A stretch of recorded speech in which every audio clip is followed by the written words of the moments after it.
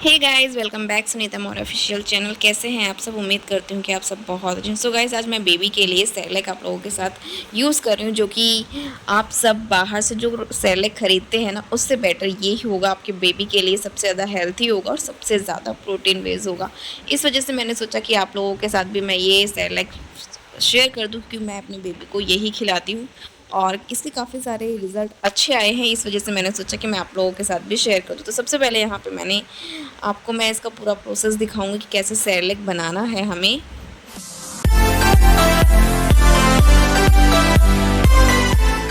तो सबसे पहले यहाँ पे हमें ओट्स ले लेना है। तो आप ना एक कटोरी या फिर एक ग्लास के अकॉर्डिंग, मतलब उसी क्वांटिटी में आप इसे जितना आपको बनाना है, सबसे पहले आपको थोड़ा ही बना लेना होगा, ताकि आपका बेबी खाएगा कि नहीं खाएगा आपको उस बेस पे आपको रिकॉर्ड करना होगा।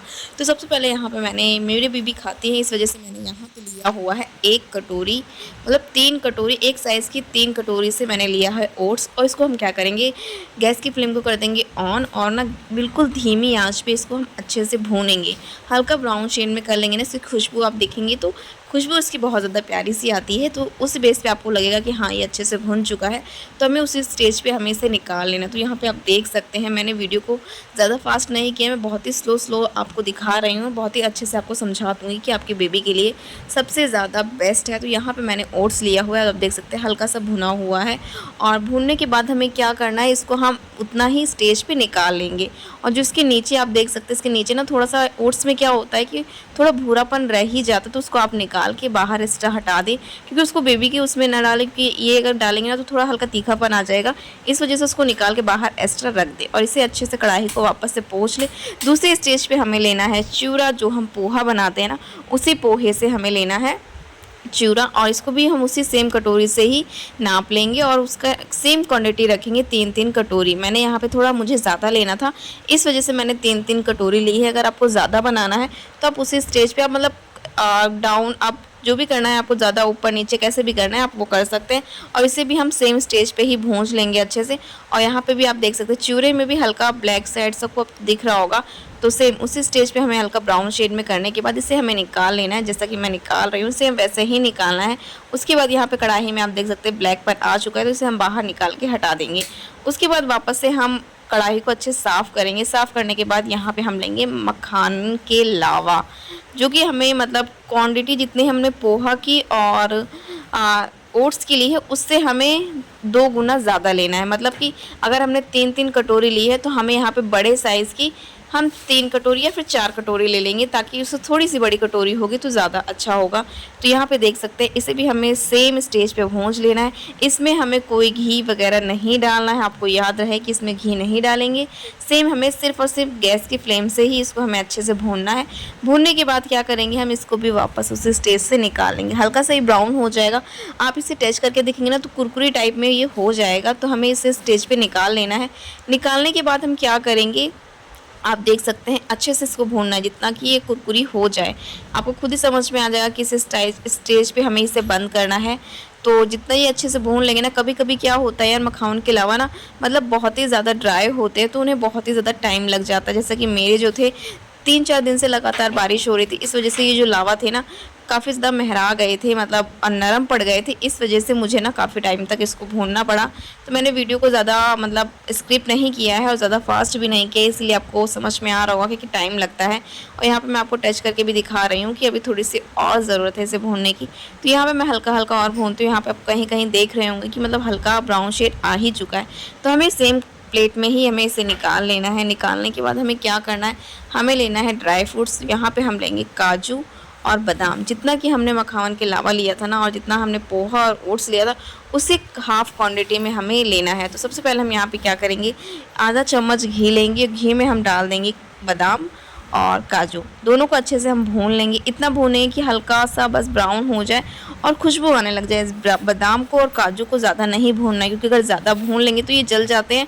तो फिर ना इसमें ना मतलब हल्का सा, मतलब जैसे कोई भी चीज़ करछाने लगती है ना, टेस्ट अच्छा नहीं आता। तो हम तो ये बेबी के लिए बना रहे हैं, तो बस उतना ही हमें इसे भूनना है जितना कि टेस्ट अच्छा आए, बस खुशबू जैसे ही हल्की-हल्की से आने लगेगी उसी फ्लेम पे हमें कर देना है गैस को बंद। यहाँ पे आप देख सकते हैं बहुत ही जल्दी हमारा ये भून के तैयार हो जाता है।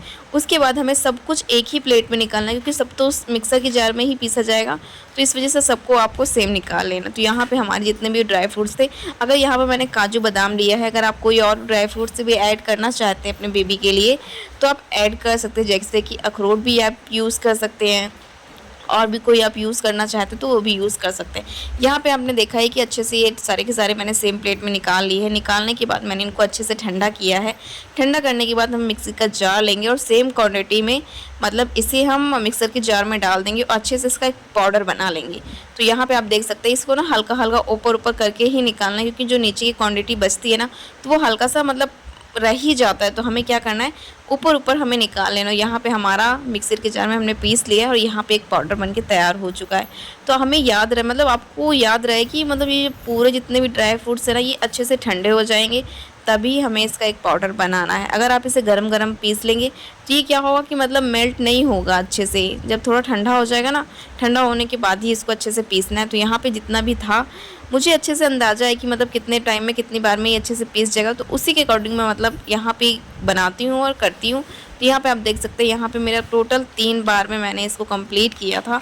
कंप्लीट करने के बाद आपको सबसे अच्छा यार इसमें क्या है कि आपको इसमें बेबी के लिए हेल्थ के लिए काफ़ी ज़्यादा अच्छा है। अगर आप बाहर से बेबी को ड्राई फ्रूट्स नहीं खाता है आपका बेबी, तो इसमें सब कुछ प्रोटीन चला जाता है। और सबसे ज़्यादा ये है कि आपको जो बाहर के सेरेलैक होते हैं ना, आप उसे बिल्कुल भी ना खिलाएं क्योंकि उसमें बाहर की चीज़ें मिक्स होती है। तो सबसे अच्छा है कि हमें अपने बच्चे को घर की चीज़ें ही खिलाएं तो ज़्यादा अच्छा है। तो यहाँ पर हमें क्या करना है, तो इसलिए मैं यही ज़्यादा यूज़ करती हूँ। उसके बाद यहाँ पे आप देख सकते हैं जितना भी मिक्सर के जार में हमने लिया था वो सारा का सारा निकाल लिया और सबका सब पीस लिया। तो यहाँ पे जो लास्ट बचा था, लास्ट में ना थोड़ा सा मतलब पाउडर टाइप में रह ही जाता है। तो हमें क्या करना है, आप अगर सोचेंगे कि हम उसे हटा के फेंक दें तो आपको फेंकने की ज़रूरत बिल्कुल भी नहीं, क्योंकि ये हमारे ड्राई फ्रूट्स है तो इसमें ख़राब होने का तो कोई मतलब ही नहीं बनता है। तो हमें क्या करना है, सारे के सारा पाउडर बना लेना है।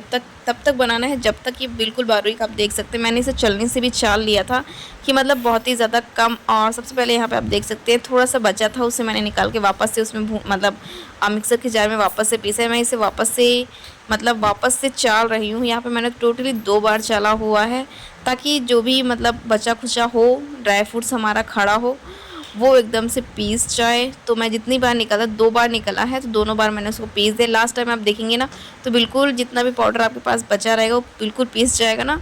तो मतलब कुछ भी वेस्ट होने वाला इसमें बिल्कुल भी नहीं है कि आपको कोई भी नुकसान होगा, मैं बाहर एक्स्ट्रा फेंकना है, ऐसा कुछ नहीं है।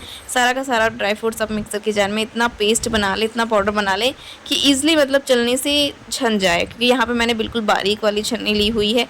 आपके पास कोई मोटी छलनी होगी तो उसमें क्या होगा कि मतलब थोड़ा सा मोटा रह ही जाएगा जितने कि मेरा, लेकिन ये बिल्कुल पतली वाली थी, इस वजह से ना इसमें बिल्कुल भी मतलब मोटा नहीं जाने वाला है। ये एक्स्ट्रा थोड़ा सा बचा तो मैंने इसको वापस से मिक्सर के जार में पीसा हुआ है, वापस इसका एक पेस्ट बनाया हुआ है। तो सेम हमें यही करना है, थोड़ा भी एक्स्ट्रा नहीं बचेगा।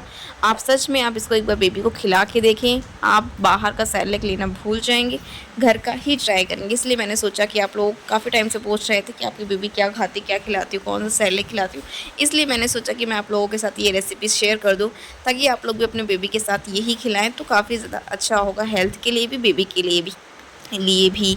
तो बस सेम हमें ऐसे ही करना है और इसको जितना चाहें आप उतना अच्छे से चाल लें और इसको ना एक डब्बे की मतलब डब्बे में रख दें। खुली जगह पे बिल्कुल भी ना रखें, डब्बे में आप रखेंगे तो सेम का सेम आपका वैसे का वैसा रहेगा। आप जितना बना के रखना चाहते हैं आप ऐसे रख सकते हैं, बिल्कुल भी ख़राब होने वाला नहीं है। आप इसको हफ्ते भर, महीने भर भी ईज़िली यूज़ कर सकते हैं, कोई भी प्रॉब्लम नहीं होगी। और अगर आप चाहें तो इसे दिन में 1 टाइम 2 टाइम आप इसको बेबी को दे सकते हैं। ज़्यादातर तो अगर आप बेबी को देना चाहते हो तो सुबह शाम दोनों टाइम दे दे तो बेबी के लिए काफ़ी ज़्यादा अच्छा होता है।